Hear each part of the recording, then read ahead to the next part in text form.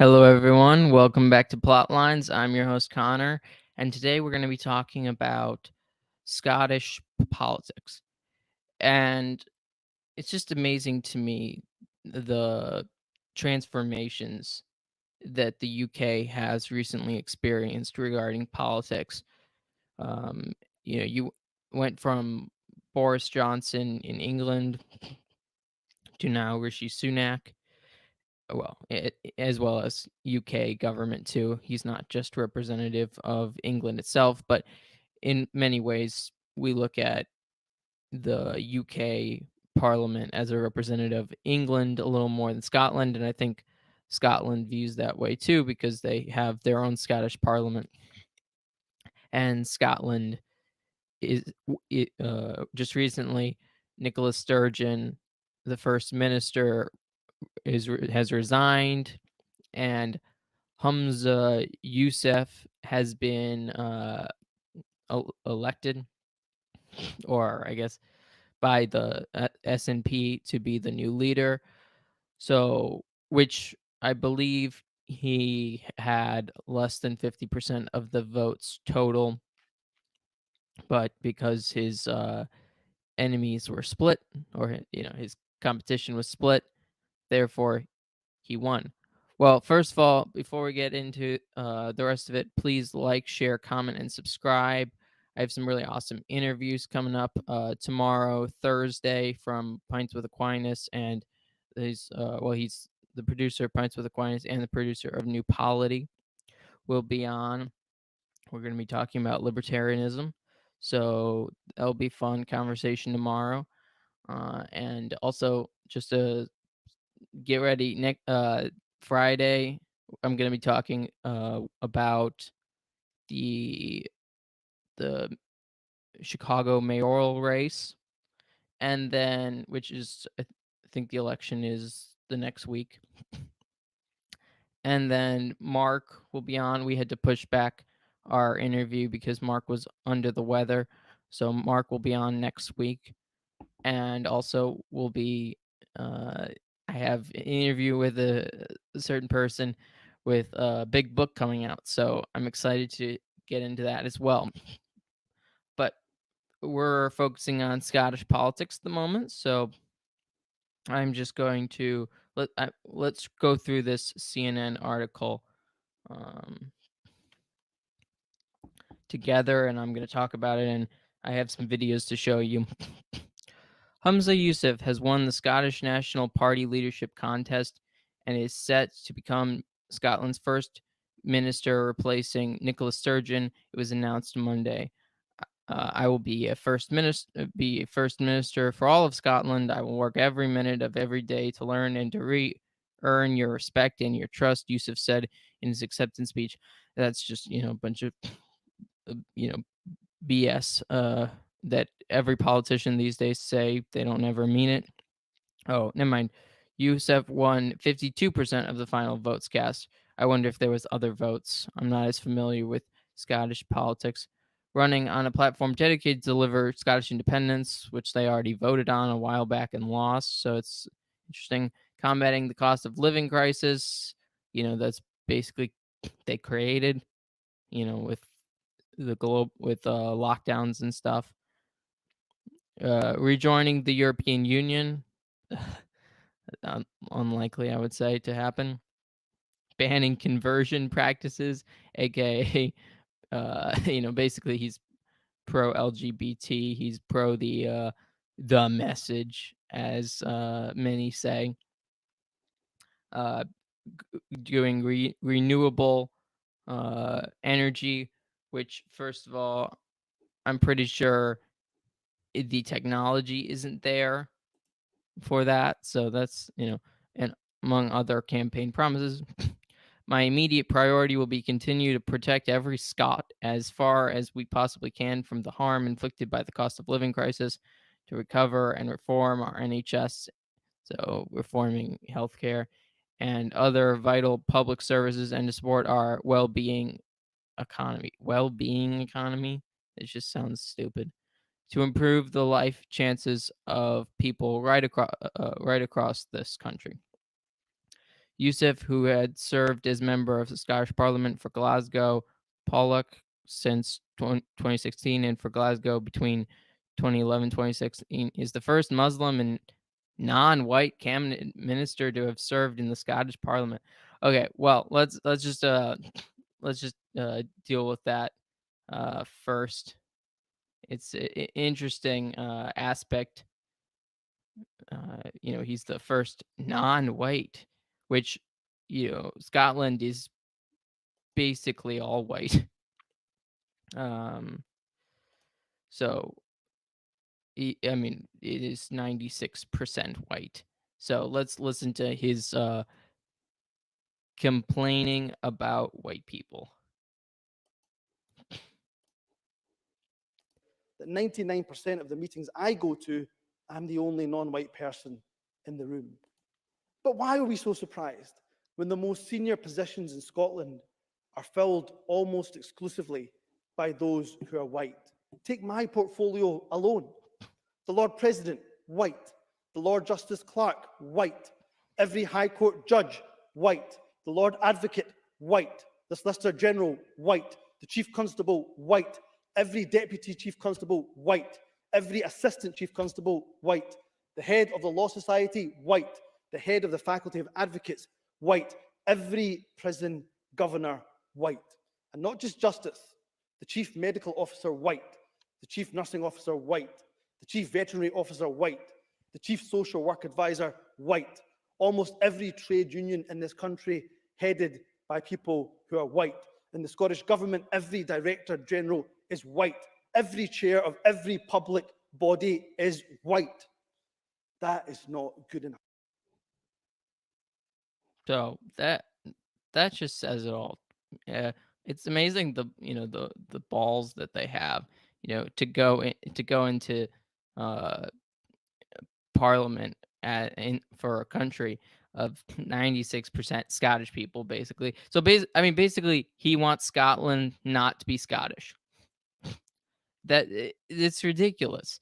I mean, ugh, I just the globalist elites just hate you. That's basically what I'm gathering from this. So it's a whole thing. I he's saying that 99% of people that he meets with for positions are white. 96% of the country, or is white. So I don't know why he's very surprised. He just wants sort of a minority government, because that's really what's going on in this world these days. Everyone wants a minority government, even though, of course, the government's always the minority. You can't have everyone participate in government. That'd be ridiculous. But anyway, so he obviously disdains, the people that he's supposedly representing. And I bet a lot of people would not consider him a good representation of Scotland. Anyways, I mean, he's not Scottish. I believe he's Indian. And, he's the first Muslim leader. We got in the UK, or for the UK, you've got the first Hindu prime minister. It just shows how Christianity has diminished almost entirely. It's very sad for the Christian religion, but I think Protestantism has a lot to do with this. The fact that Protestantism uh, destroyed the unity of Christianity. That is one of the big reasons why we see what happening today, is the disunity, and then everybody has their own setup and all that. So I think it's something. I think Christians really need to look at themselves and think, okay, what are we doing wrong? Why is basically woke politics the only thing that most Christian churches are doing right now? And look at what Christianity has always believed. And if you're not a Christian, if you don't believe what Christ taught, then you should stop trying to change the churches. You should just leave. If you don't believe in it, why are you here? Why are you there? That Christianity is really the collapse of Christianity is really the reason these types of leaders come to power, and the elite are pushing it. Okay.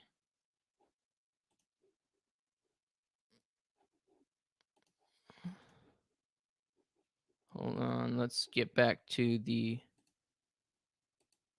article.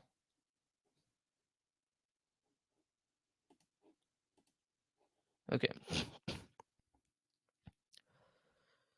Let's see.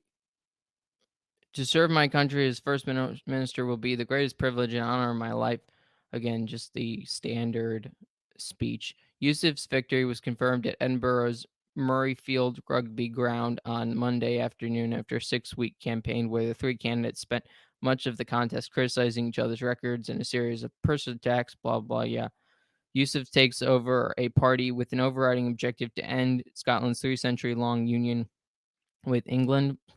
But while about 4 in 10 Scots still support independence, which is interesting, they lost the battle. Now only a little 40% uh, wants Scottish independence at the moment. So that's something. But while the departure of Sturgeon, a charismatic and commanding leader, may slow some of the momentum behind a breakup of the United Kingdom. Okay, I just think it's hilarious that they call her a charismatic and commanding leader. She's basically the Scottish Karen. I just want to show one clip of her talking about having basically men in prisons, allowing men in prisons, or sorry, men in women's prisons. That's what I meant. Having men in women's prisons. So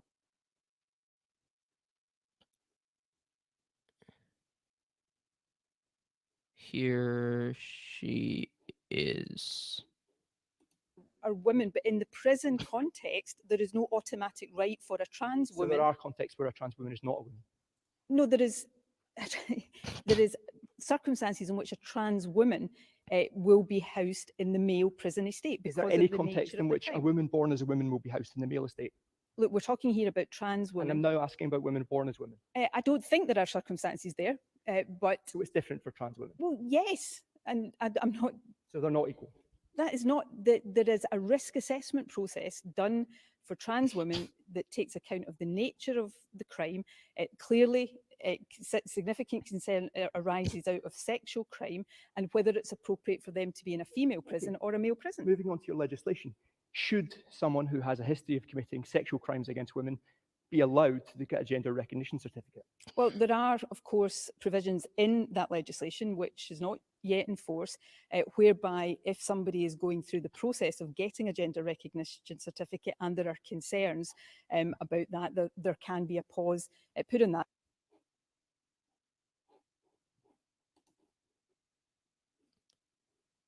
Very commanding, I would say. she's charismatic and commanding. Yeah, that's what they say. That's what they say. I don't know what commanding or charismatic is. Apparently, it's just ridiculous.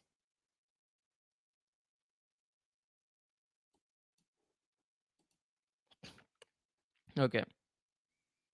So there is no agreed strategy for how to force a new referendum. One of the reasons Sturgeon resigned, the often bad-tempered leadership contest, has relieved some pressure on Prime Minister Rishi Sunak, who is dealing with divisions in his own party, waves of industrial action, and high levels of inflation.